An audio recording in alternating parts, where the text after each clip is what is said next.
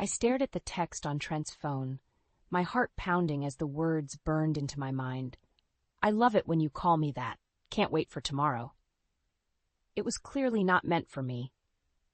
We were supposed to be celebrating my big promotion over dinner, but now everything felt like a lie. Trent must have noticed the look on my face because he quickly tried to grab his phone back. "Mallory, it's not what you think," he stammered, his eyes wide with panic. I felt sick to my stomach, like I'd been punched in the gut. How could he do this to me? To us? After everything we'd been through together? Trent's sister Cassandra looked bewildered, glancing between us. "What's going on?" Before Trent could make up some lame excuse, I stood up abruptly, the fancy restaurant seeming to spin around me. "We're leaving. Now." The drive back to our apartment was agonizingly silent. I kept replaying that damn text over and over, my knuckles white from gripping the steering wheel. When we got inside, I finally exploded. "Who is she?" I demanded, rounding on Trent. "How long has this been going on?" He opened his mouth, but I cut him off. "Don't you dare lie to me." Trent's shoulders slumped in defeat. "It's been a few months. I'm so sorry, Mallory." A few months. While we'd been planning our wedding, looking at venues, he'd been sneaking around behind my back. Hot tears of anger and hurt streamed down my face. "I can't believe you," I choked out. "We're through." I stormed into the bedroom, slamming and locking the door behind me. I collapsed onto the bed, sobbing into the pillow until I had no tears left. That's when the anger truly set in, burning through me with white-hot intensity. Trent wanted to play these games? Fine. I would make him regret the day he ever betrayed me. This was not over, not by a long shot. The next morning, I woke up with a pounding headache and a burning desire for vengeance. Trent was still asleep on the couch when I emerged from the bedroom, looking pathetic and guilty even in his unconscious state. "Wake up," I snapped, startling him. He jerked awake, eyes widening as he took in my stony expression. "Mallory, I'm so—" "Save it," I cut him off coldly. "I don't want to hear any more of your lies and excuses." Trent swallowed hard, looking like a scolded child. Good. He should feel ashamed. "Who is she?" I demanded again. "I want to know everything." He hesitated, but one withering look from me made him crumble. "Her name is Jessica. We met at a work conference 6 months ago, and—" He trailed off miserably. White-hot fury coursed through me at the thought of him carrying on an affair for half a year while I naively planned our future together. "Have you been using protection?" I asked through gritted teeth, realizing with horror that he could have brought home God knows what. Trent had the decency to look even more ashamed. "And no, I haven't." I felt dizzy with disgust and rage. This man I had loved, had trusted more than anyone, had lied to me, used me, disrespected me in the worst way. Something inside me hardened like steel. "Get out," I said in a low, dangerous voice. "What?" Trent looked stricken. "You heard me," I said coldly. "Get your stuff and get out of my apartment. We're done."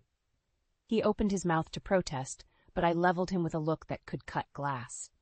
Shoulders slumping in defeat, Trent dragged himself to the bedroom to pack a bag. As I watched him slink out the door, I felt a dark sense of satisfaction take root in my heart. This was just the beginning. I would make Trent pay for what he'd done, no matter what it took. And by the time I was finished, his life would be in ruins. Over the next few days, I operated with cold, plus ruthless efficiency. I started by contacting a private investigator and giving them all the details about Trent's infidelity. I wanted every sordid detail of his affair exposed. Then I got to work gathering my own evidence. I dug through our old phone records, bank statements, anything that could reveal more about the depth of Trent's betrayal. With each new discovery, the flames of my fury burned hotter.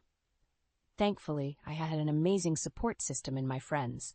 When I told them what that bastard had done, they were outraged on my behalf. "That piece of garbage!" Steph raged when I showed her the hotel receipts. "I'll kill him myself." "You're too good for that lying snake," Dana seethed, wrapping a supportive arm around me. "We'll make him pay, I promise." Their unconditional love and loyalty gave me strength during those dark days. I wasn't just doing this for me. I was doing it for all the women who had ever been cheated on and mistreated by selfish men like Trent. With my friend's help, I formulated a plan of attack. First, we would systematically dismantle Trent's professional life by leaking proof of his indiscretions to his boss and colleagues. Then we'd take down his social status by revealing his true nature to his smarmy country club pals. Finally, I would deliver the killing blow by crushing his ego and leaving him a pariah. By the time I was done, Trent Holden would be less than a memory. The thought of destroying him brought me a vicious sense of satisfaction. Still, a small part of me felt a twinge of sadness for the man I had once loved. I quickly shoved those feelings aside. Trent had made his bed, and now he could lie in it. My friends noticed my dark mood and tried to lift my spirits. "Let's go out tonight," Monica suggested brightly. "Get your mind off of things." I managed a small smile, grateful for their efforts to cheer me up. "Sure, why not? I could use a distraction." As we headed to our favorite club that night, I caught my reflection in a storefront window. My eyes burned with a hardness I didn't recognize. In that moment, I knew there was no going back. Revenge wasn't just something I wanted, it was something I needed, like air, and I would stop at nothing until Trent's world lay in ashes around him. With the evidence gathered by the private investigator, I was locked and loaded. It was time to start taking Trent down, one piece at a time. First, I anonymously sent a file containing proof of his affair to his boss at the investment firm. Explicit photos, receipts for secret hotel trysts, the works. I made sure to include a polite note about how such indiscretions could open the company up to sexual harassment lawsuits. A few days later, the hammer dropped. Trent was called into an emergency meeting and unceremoniously suspended pending further investigation into his unethical behavior. When I caught wind of the news from Monica, who worked in the same building, I allowed myself a small, satisfied smile. That was just a taste of what was to come. Next, I turned my sights to dismantling Trent's social status. I may have been raised working class, but I knew how important keeping up appearances was to that smarmy country club crowd he ran with. I created an anonymous email account and sent graphic details of his affair to the board members of his snobby golf club. I even included a few choicely censored photos just to rub salt in the wound. Within a week, Trent had been asked to resign his membership after several decades. Rumor spread like wildfire amongst the cuckolded housewives who ran those upper-crust social circles. But I wasn't done yet. If I wanted to leave Trent well and truly broken, I needed to completely decimate his ego and reputation in our community. That opportunity came at the next meeting of our neighborhood beautification committee, of all places. I haunted those meetings like a ghost, half listening as Trent pompously held court while the other wives and I rolled our eyes. When he launched into another blustery diatribe about the import of maintaining community values, I couldn't stop myself. "Speaking of values," I said loudly, cutting him off, "I have something to share about our esteemed committee chairman." You could have heard a pin drop as all eyes swiveled towards me. Trent paled, realizing where this was going. "Trent here has been having an affair for months," I proclaimed, holding up a manila envelope. "With proof." The explosion of gasps and outcries was a beautiful cacophony to my ears. Trent frantically tried to deflect as I read out the lurid details, but it was too late. His polished veneer of respectability shattered into a million pieces that day, and as I watched him crumble under the weight of his exposed lies, I felt like a goddess of vengeance. The game was oh so deliciously afoot. The next phase of my plan required a more public approach. I decided to strike at the next major charity gala our social circle always attended. It was the perfect stage to completely undermine Trent's crumbling reputation. As I got ready that night, I could feel the excited energy thrumming through me. This was the moment I had been meticulously preparing for. With each swing of the metaphorical sword, I'd been slowly severing Trent's ties to this community. Tonight, I would go for the killing blow. When we arrived at the fancy venue, Trent tried to put on a brave face, but I could see the flicker of fear in his eyes as he scanned the crowd, realizing the damage I'd already done. His usual sycophants were giving him a wide berth, whispering behind raised hands. I swept through the room like royalty, head held high. A server offered me a glass of champagne, which I accepted with a regal nod. The bubbles danced on my tongue as I sipped slowly, savoring the moment. Eventually, it came time for the speeches. A hush fell over the ballroom as the host took the stage to thank everyone for their generous donations. Then, almost as an afterthought, He gestured for me to join him. "We'd also like to acknowledge Mallory Greaves tonight," the host said as I ascended the steps, "for her outstanding leadership and community service over the past year." A smattering of polite applause broke out, but I could feel the energy in the room shift as people realized I was about to speak. Trent looked almost gray as our eyes locked. "Thank you all," I began, my voice ringing with poise and confidence. "It's truly an honor to give back to our community in whatever way I can." I paused, letting that magnanimous statement hang in the air for a beat. Then I went for the jugular. "Unfortunately, not everyone here tonight shares those same values of honor, integrity, and commitment. You could have heard a pin drop. Everyone watched with bated breath, and I could sense Trent's panic rising. Some put on a good show," I continued, holding his stricken gaze. "But behind closed doors, they lie, cheat, and betray the very principles this community was built on." A shocked murmur rippled through the crowd as people put two and two together. Trent looked like he wanted to melt through the floor. "Those are not my values," I said firmly, "and they should not be anyone's values if we want to create a society of trust and respect." The applause that followed was thunderous. I gracefully rejoined my table, leaving Trent to stew in humiliation. He tried to storm out, but another attendee blocked his way, loudly condemning his deplorable behavior. As the night raged on, I basked in the triumph of watching my revenge play out so perfectly. Trent deserved every ounce of scorn and embarrassment headed his way, and I was just getting started. After the charity gala, it was like a dam had burst. The evidence of Trent's misdeeds spread through our social circles like wildfire, burning everything in its path. Within days, he was indefinitely suspended from his job at the investment firm, pending further investigation into the mounting allegations of misconduct. His fair-weather friends at the country club didn't even pretend to be subtle. Trent's membership was permanently revoked. Meanwhile, I reveled in my newfound infamy, catching snippets of gossip everywhere I went. "Did you hear what that snake Trent did? Mallory is such a badass for taking him down like that."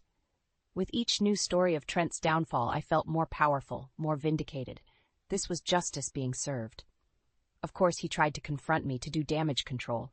Trent showed up at my door one night, eyes blazing with impotent rage. "What have you done?" He snarled as I calmly opened the door. "You've ruined my entire life." I simply raised an eyebrow, unfazed. "I'm just revealing the truth about who you really are. Everything you're going through is nobody's fault but your own." Trent's face contorted with anger, and he took a step forward, fists clenched. An empty threat. We both knew he didn't have the guts to actually hit me. "This isn't over," he spat. "I'll make you pay for this, you vindictive "I'd watch your tone if I were you," I cut him off coldly. "Your life is already in tatters thanks to your own despicable actions. Don't make it worse for yourself." With that, I shut the door in his stunned face, not even giving him the satisfaction of a reaction. Let him stew in the mess of his own creation for a while. In the coming weeks, the noose only tightened around Trent's neck. Gripped by morbid curiosity, I started collecting the articles and social media posts that detailed his spectacular fall from grace. There was the scathing editorial from the local paper, dressing him down as a modern-day cad, the deluge of Facebook and Twitter comments from former associates and friends, calling him every insult under the sun. His promising career was in ashes, his reputation forever stained. And to think, this was all just the beginning of what I had planned for him.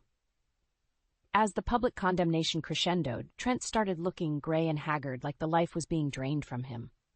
Good. I wanted him to suffer, to feel even a fraction of the anguish and humiliation he'd put me through. When our mutual friend Monica invited us both to her housewarming party, I knew it was the perfect chance to twist the knife even deeper. I arrived early, greeting the other guests with my usual poise as Trent sulked in the corner, a pariah. This was going to be fun. The housewarming party was in full swing when Trent finally showed his face. As soon as he walked through the door, the atmosphere chilled. People stopped mid-conversation to gawk at the man who had become a public disgrace. Trent's eyes frantically scanned the crowd until they landed on me, holding court by the bar. A snarl twisted his features as he stalked over. "You just can't let this go, can you?" he hissed under his breath. You've already taken everything from me. What more could you possibly want? I simply smiled thinly and took a sip of my drink.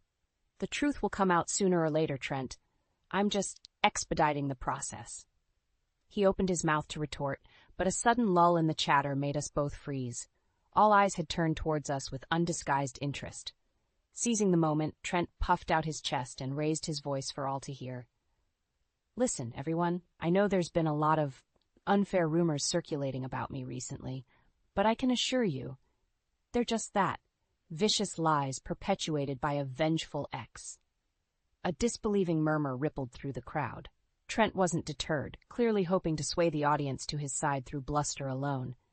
Mallory is simply lashing out because she couldn't handle the end of our relationship like a mature adult. This campaign of defamation is nothing more than the unhinged actions of a woman scorned. My hand tightened around my glass as I felt the weight of dozens of accusing stares. How dare he try to play the victim? To rewrite the narrative as if he wasn't a lying, cheating snake? Is that so? A cool voice rang out from the back of the room. We all turned to see Monica pushing through the throng of onlookers, a familiar manila envelope clutched in her hand. Oh no, she wouldn't, would she? Trent seemed to realize the same thing, his face draining of color. Monica, whatever you think you know. Save it, Trent, she said flatly, joining me at the center of the makeshift arena. I have proof right here of everything. Bank statements showing your money trail to hotels and apartments for your little trysts, texts and emails between you and your mistress, even photos and video if anyone needs further convincing. A shocked silence fell over the party as Monica flipped open the envelope, letting a few incriminating photos spill out onto the counter. Up-close shots of Trent in compromising positions with his lover, leaving no doubt as to their indecent activities. You make me sick. Monica snarled at the shell-shocked Trent, her eyes blazing with righteous fury.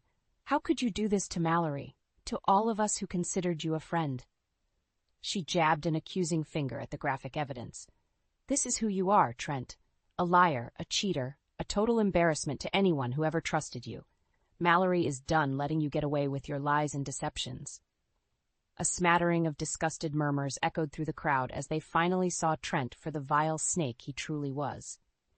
He looked around wildly, searching for any scrap of support or sympathy, but finding only scorn and revulsion.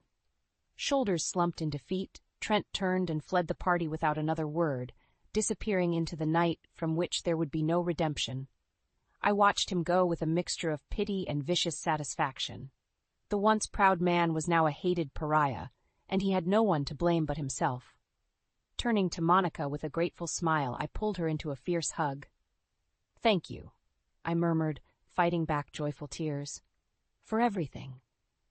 This was the end of Trent Holden, and I had never felt more vindicated or powerful in my life. A few months later, I could finally breathe again. The cloud of anger and obsession that had consumed me after Trent's betrayal had lifted, allowing the sun to peek through once more. As I settled into my swanky new corner office at work, I felt a sense of pride and accomplishment. My hard work and perseverance had paid off. I'd been promoted to senior marketing director in the wake of the old director's abrupt resignation. Rumor was the scandal surrounding his colleague Trent had been the final straw that broke the company's tolerance for unethical behavior. I smiled wryly, knowing I had played more than a small role in that chain of events. These days, Trent's name was like a dirty word around town. He'd become a virtual pariah, unable to show his face without getting pelted with disgusted looks and whispers. Some nights when I was feeling nostalgic, I'd scroll through the countless think pieces and social media posts dissecting his downfall, my lips curling into a satisfied smirk each time. Entitled creep finally gets what he deserves. Massachusetts man revealed as lying, cheating scumbag. My personal favorite. Mythological furies have nothing on this scorned woman's wrath. The audacity of my revenge plot had become stuff of urban legend in certain circles. I didn't mind. Let the cautionary tale of what happened to Trent Holden serve as a warning for any other unfaithful creeps out there. My friends, of course, remained loyal supporters through it all. We'd crack open a bottle of cheap white wine and raise sarcastic toasts to Trent's increasing misery, to the disgraced dog finally being neutered, to Burns so sick They're going to need medical attention. Those nights filled with raucous laughter and female solidarity made the darkness of those first few weeks feel like a lifetime ago. I had found my voice, my power, and I refused to let any man make me a victim again. Still, there was one last bit of unfinished business with my wretched ex. One night, my phone pinged with a number I didn't recognize. "Mallory, it's me. I know you probably never want to speak to me again, but I need to see you, to apologize properly, face to face, for all the pain I caused you. Please give me a chance to make things right." I stared at the message, letting the words wash over me. Part of me was tempted to meet him, if only to savor the sight of how far he'd fallen. The once cocky, arrogant Trent brought to his knees, begging for forgiveness he'd never deserve.